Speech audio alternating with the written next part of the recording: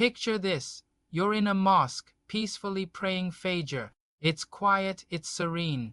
But then you notice something out of the corner of your eye. The funeral bier, the one right next to the imam, starts to move. And then, as if that wasn't enough, the dead man inside sits bolt upright and shouts, "Hey, have you guys prayed already?" What happened next emptied the entire mosque in seconds. This isn't a joke. It's a true story from Yemen, and trust me, it is absolutely hilarious. This incredible story was shared by Shaykh Abu Imad, and he said they laughed so hard they could barely finish hearing it. He told it like this. One of his friends started explaining what had happened in their neighborhood. The day before, a man had passed away. As is customary, people gathered to pay their respects and offer condolences. After the Isha prayer, they held the funeral prayer for him and then went to bury him. Once that was done, they brought back the bier, that's the wooden frame used to carry the deceased. By the time they got back to the mosque, it was already closed for the night. So they just left the bier in the outer courtyard, right by the door. The plan was for the mosque's caretaker to put it away in the morning when he came for Fajr prayer. Now, fast forward a few hours, it's around 3:30 in the morning. A man arrives at the mosque, hoping to pray Fajr. He finds the outer courtyard gate open, which is great, but the main door to the prayer hall is locked. He waits for a bit, hoping someone will show up to open it, but no one does. And let me tell you, it was a freezing cold night. He was shivering and needed to get out of the cold. As he looks around, his eyes land on the funeral bier left by the door. He notices it's covered with a blanket. An idea pops into his head. He lifts the cover, sees some bedding inside, and decides it's the perfect spot to get some sleep and stay warm until the mosque opens. So he climbs in, pulls the cover over himself, and falls into a deep, deep sleep right there inside the bier. About half an hour later, the mosque caretaker arrives to open the doors for Fajr. He walks into the courtyard, sees the bier, and notices there seems to be a body inside. He just assumes that another person has passed away during the night and that a funeral prayer will be held for them after Fajr. It didn't seem out of the ordinary. So worshippers start trickling in for the morning prayer. Some head straight to the wudu area to wash. Others are quietly greeting each other. The caretaker, along with a few other early arrivals, decides to move the bier inside. They carry it and place it right up front, next to the mihrab where the imam leads the prayer, thinking they're preparing for the funeral service. No one suspected a thing. Everyone was still half asleep, just going through the motions of their early morning routine.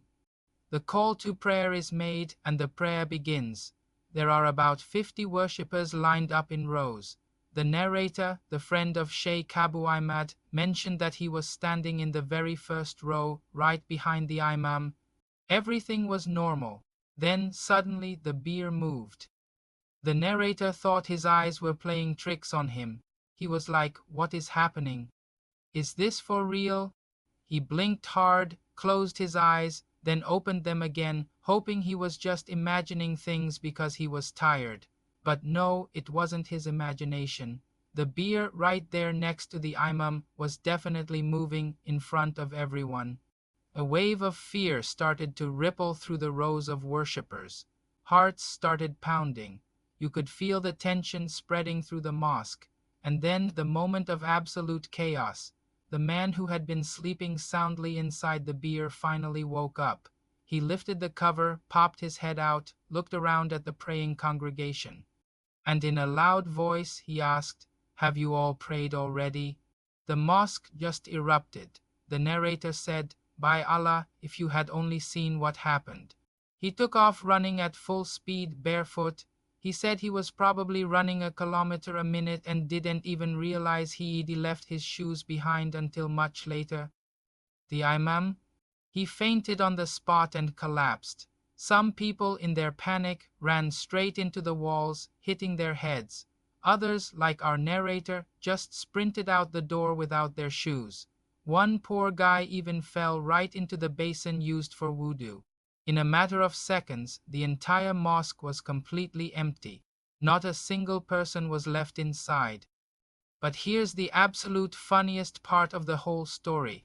The man who had caused all the panic, the one who popped out of the beer, he got scared too. He saw everyone running and thought something terrible was happening, so he jumped out and started running with them.